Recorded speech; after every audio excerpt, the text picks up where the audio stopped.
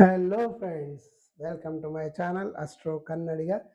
ಹೌದು ಫ್ರೆಂಡ್ಸ್, ಇವತ್ತು ನೀವು ವೈಭವ್ ಸೂರ್ಯವಂಶಿ ಹೇಗೆ ಅಷ್ಟೊಂದು ಬ್ರಿಲಿಯಂಟ್ ಬ್ಯಾಟ್ಸ್ಮನು, ಹೇಗೆ ಅವರು ಅದ್ಭುತವಾದಂಥ ಒಂದು ಟೀಮ್ ಇಂಡಿಯಾದಲ್ಲಿ ರೆಪ್ರೆಸೆಂಟ್ ಮಾಡೋದಕ್ಕೆ ಇನ್ನೇನು ರೆಡಿ ಆಗಿದ್ದಾರೆ, ಎಷ್ಟು ಚಿಕ್ಕ ವಯಸ್ಸಲ್ಲಿ ಹೇಗೆ ಅವ್ರಿಗೆ ಅಷ್ಟು ಅದ್ಭುತವಾದಂಥ ಪ್ರತಿಭೆ ಬಂದಿದೆ ಅಂತ ಈ ವಿಡಿಯೋದಲ್ಲಿ ನಾನು ತಿಳಿಸ್ಕೊಡ್ತಾ ಇದ್ದೀನಿ. ಸೊ ಹಾಗಾಗಿ ನನ್ನ ಚಾನಲ್ಗೆ ಫಸ್ಟ್ ಟೈಮ್ ಬಂದಿರೋ ನನ್ನ ಚಾನಲ್ನ ಸಬ್ಸ್ಕ್ರೈಬ್ ಮಾಡ್ಕೊಳ್ಳಿ ಹಾಗೂ ಬೆಲ್ ಬಟನ್ ಒತ್ತಿ. ಯಾಕಂದರೆ ನಾನು ಮಾಡುವಂಥ ವಿಡಿಯೋದ ಅಪ್ಡೇಟ್ಸು ಎಲ್ಲರಿಗಿಂತ ಮುಂಚೆ ನಿಮಗೆ ತಲುಪುತ್ತೆ. ಎಲ್ಲರಿಗಿಂತ ಮುಂಚೆ ವಿಡಿಯೋ ನೋಡ್ಬೋದು ಅಂತ ತಿಳಿಸ್ತಾ ಬನ್ನಿ ಫ್ರೆಂಡ್ಸ್, ವಿಡಿಯೋನ ಶುರು ಮಾಡೋಣ. ಫಸ್ಟ್ ಆಫ್ ಆಲ್ ನೋಡಿ, ಇಲ್ಲಿ ನಿಮಗೆ ಚಾರ್ಟ್ ಕಾಣಿಸ್ತಾ ಇದೆ. ಇದನ್ನು ನಾವು ಲಗ್ನ ಚಾರ್ಟ್ ಅಂತ ಕರಿತೀವಿ. ಎಸ್, ಇಲ್ಲಿ ನೋಡಿ, ಇದು ಮಿಥುನ ಲಗ್ನ. ಇಲ್ಲಿ ಲಗ್ನದಲ್ಲಿ ಕೇತು ಇರುವಂಥದ್ದನ್ನು ಕಾಣ್ತೀವಿ. ಸೊ ಕೇತು, ರಾಹು ಕೇತುಗಳು ಲಗ್ನದಲ್ಲಿದ್ದರೆ ತುಂಬ ಒಂದು ಅದ್ಭುತವಾದಂಥ ಒಂದು ಮ್ಯಾಜಿಕ್ ಅಟ್ರಾಕ್ಷನನ್ನು ತಂದುಕೊಡುತ್ತೆ ಅಂತ ಹೇಳ್ಬೋದು. ಅಂದರೆ ತುಂಬ ತುಂಬ ಒಂದು ಮಹತ್ವಾಕಾಂಕ್ಷೆಯನ್ನು ಹೊಂದಿರುವಂತಹ ವ್ಯಕ್ತಿ ಯೂಶುವಲ್ ಆಗಿ ರಾಹುಕೇತುಗಳು ಲಗ್ನದಲ್ಲಿದ್ದಾಗ ಆಗುತ್ತೆ ಅಂತ ಹೇಳ್ಬೋದು. ಸ್ಪೆಷಲಿ ಲಗ್ನದಲ್ಲಿ ಕೇತು ಇದ್ದಾಗ ವ್ಯಕ್ತಿ ಆಲ್ರೆಡಿ ಗೆದ್ದಿರುವಂಥ ವ್ಯಕ್ತಿ ಆಗಿರ್ತಾರೆ. ಅಂದರೆ ವ್ಯಕ್ತಿ ಆಲ್ರೆಡಿ ಗೆದ್ದಿರುವಂಥ ಒಂದು ಆ್ಯಟಿಟ್ಯೂಡನ್ನು ಹೊಂದಿರ್ತಾರೆ. ಅವರು ಸಖತ್ ಸಿಂಪಲ್ ಆಗಿರ್ತಾರೆ. ಯಾವುದೇ ಒಂದು ಎಂಥ ಒಂದು ಅದ್ಭುತವಾದ ಯಶಸ್ಸನ್ನು ಕಂಡರೂ ಸಹ ಗ್ರೌಂಡೆಡ್ ಆಗಿರ್ತಾರೆ. ಹಾಗೂ ಒಂದು ತನ್ನ ಎಲ್ಲ ಸಕ್ಸಸ್ಸನ್ನು ಹಿರಿಯರಿಗೆ ಹಾಗೂ ದೇವರಿಗೆ ಸಮರ್ಪಿಸ್ತಾರೆ. ತನ್ನದೇನೂ ಇಲ್ಲ ಅನ್ನುವಂಥ ಒಂದು ಮನೋಭಾವವನ್ನು ಇವರು ಹೊಂದಿರ್ತಾರೆ ಅಂತ ಹೇಳ್ಬೋದು. ಹಾಗಾಗಿ ಲಗ್ನದಲ್ಲಿ ಕೇತಿರೋದು ತುಂಬ ಅದೃಷ್ಟ ಶಾಲಿಗಳಿಗೆ ಮಾತ್ರ ಇರುತ್ತೆ ಅಂತ ಹೇಳ್ಬೋದು. ಅಷ್ಟೇ ಅದೃಷ್ಟ, ಅಷ್ಟೇ ಇಂಪಾರ್ಟೆಂಟ್ ಅಲ್ಲ. ಸೊ ಲಗ್ನ ಲಾರ್ಡು ತುಂಬ ಸ್ಟ್ರಾಂಗ್ ಆಗಿರಬೇಕಾಗುತ್ತೆ. ಸೊ ಲಗ್ನ ಲಾರ್ಡು ಸ್ಟ್ರಾಂಗ್ ಆಗಿದ್ದಾಗ ವ್ಯಕ್ತಿ ತುಂಬ ದೊಡ್ಡ ಮಟ್ಟದ ಯಶಸ್ಸನ್ನು ಗಳಿಸ್ತಾನೆ ಅಂತ ಹೇಳ್ಬೋದು. ಹಾಗಾದರೆ ಲಗ್ನ ಲಾರ್ಡ್ ಯಾವುದು? ಬುಧ. ಸೊ ಬುಧ ನೋಡಿ, ಇಲ್ಲಿ ಬಂದು ಮೀನರಾಶಿನಲ್ಲಿ ನೀಚನಾಗಿದ್ದಾನೆ.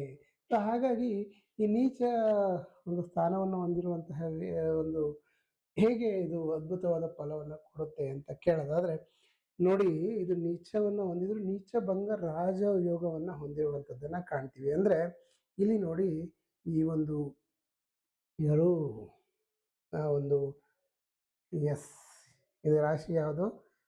ಮೀನರಾಶಿ. ಮೀನರಾಶಿ ಅಧಿಪತಿಯಾದಂಥ ಗುರು ಒಂದು 10ನೇ ಮನೆಯಲ್ಲೇ ಕೂತಿರುವಂಥದ್ದನ್ನು ಕಾಣ್ತೀವಿ. ಸೊ ಯಾವುದೇ ಒಂದು ಮನೆಯಲ್ಲಿ ಆ ಒಂದು ಮನೆಯ ಅಧಿಪತಿ ಜೊತೆ ಕೂತಿದ್ರೆ ಒಂದು ಯಾವುದೇ ಗ್ರಹ, ಅದು ನೀಚಭಂಗ ರಾಜಯೋಗವನ್ನು ಹೊಂದುತ್ತೆ ಅಂತ ಹೇಳ್ಬೋದು. ಈ ರಾಜಯೋಗ ಎಷ್ಟು ಪವರ್ಫುಲ್ಲು, ಅದಕ್ಕೆ 100ರಷ್ಟು ಪವರ್ಫುಲ್ಲು ಒಂದು ವಿಪರೀತ ರಾಜಯೋಗ ಅಂತ ಹೇಳ್ಬೋದು. ಸೊ ಹಾಗಾಗಿ ವೈಭವ್ ಸೂರ್ಯವಂಶಿ ಅವರು ಈ ರಾಜಯೋಗವನ್ನು ಹೊಂದಿರೋದನ್ನು ಕಾಣಿಸುತ್ತೆ.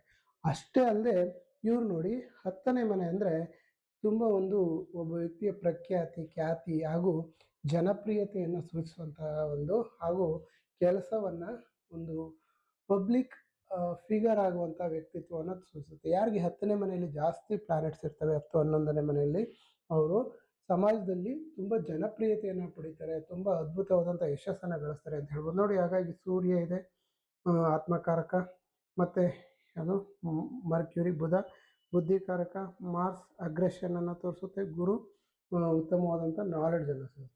ಸೊ ಏನು ಬೇಕು ಒಬ್ಬ ವ್ಯಕ್ತಿ ಸಕ್ಸಸ್ ಆಗೋದಕ್ಕೆ? ಎಲ್ಲ ಪ್ಲಾನೆಟ್ಸು 10ನೇ ಮನೇಲಿ ಕೂತಿರೋದನ್ನು ಕಾಣಿಸುತ್ತೆ. ಇದು ಸಕ್ಸಸ್ ರೇಷನ್ನು ತೋರಿಸುತ್ತೆ. ಅಂದರೆ ಇವರು ಮಾಡುವಂಥ ಕೆಲಸದಲ್ಲಿ 100ಕ್ಕೆ 100ರಷ್ಟು ಯಶಸ್ಸನ್ನು ಸೂಚಿಸುತ್ತೆ ಅಂತ ಹೇಳ್ಬೋದು.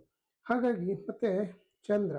ಸೊ ನೋಡಿ, ಇಲ್ಲಿ ಚಂದ್ರ ಒಂದು 7ನೇ ಮನೆಯಲ್ಲಿ ಕೂತಿರುವಂಥದ್ದು. ರಾಹು ರಾಹು ಚಂದ್ರನ ಜೊತೆಯಲ್ಲಿ ಕೂತಿರೋದು ಗ್ರಹಣ ಯೋಗ ಅಂತ ಕರೀತಾರೆ ನಿಮಗೆ. ಆದರೆ ಗ್ರಹಣ ಯೋಗ ಹೇಗೆ ಅಂತ, ಇಲ್ಲಿ ಯಾವುದೇ ಚಂದ್ರನ ಜೊತೆ ರಾಹು ಇದ್ದಾಗ ತುಂಬ ದೊಡ್ಡ ದೊಡ್ಡ ಆಲೋಚನೆಗಳನ್ನು, ತುಂಬ ದೊಡ್ಡ ಮಟ್ಟದ ಒಂದು ಯಶಸ್ಸನ್ನು ವ್ಯಕ್ತಿ ಅಪೇಕ್ಷೆ ಪಡ್ತಾನೆ ಅಂತ ಹೇಳ್ಬೋದು. ಸೊ ಹಾಗಾಗಿ ವ್ಯಕ್ತಿ ತುಂಬ ಅದ್ಭುತವಾದಂಥ ಯಶಸ್ಸನ್ನು ಗಳಿಸೋದಕ್ಕೆ, ಈ ಒಂದು ಮಹತ್ವಾಕಾಂಕ್ಷೆಯನ್ನು ಹೊಂದಿರೋದಕ್ಕೆ ಮೂನ್ ರಾಹು ಜೊತೆ ಕೂತಿರೋದು ಸಹ ಸಹಾಯ ಆಗುತ್ತೆ ಅಂತ ಹೇಳ್ಬೋದು. ಹಾಗೆ 7ನೇ ಮನೆಗೆ ಸಂಬಂಧಪಟ್ಟಂಥ ಅಧಿಪತಿ ಸಹ 10ನೇ ಮನೆಯಲ್ಲಿ ಕೂತಿರುವಂಥದ್ದು. ಸೊ ಹೀಗೆ 10ನೇ ಮನೆಯಲ್ಲಿ ಎಗೈನು ಪಾಪ್ಯುಲಾರಿಟಿ, ಎಗೈನು ಜೀವನದಲ್ಲಿ ಅದ್ಭುತವಾದಂಥ ಸಾಧನೆ. ಹಾಗಾಗಿ 10ನೇ ಮನೆಯಲ್ಲಿ ಕೂತಿರೋದು ತುಂಬ ಅದ್ಭುತ ಅಂತ ಹೇಳ್ಬೋದು. ಇನ್ನು 4ನೇ ಮನೆಯಲ್ಲಿ ಯಾರಿದೆ? ಶನಿ ಇದೆ. 4ನೇ ಮನೆಯಲ್ಲಿ ಶನಿ ಇದ್ದರೆ ದೋಷ ಅಂತ ಹೇಳ್ತಾರೆ.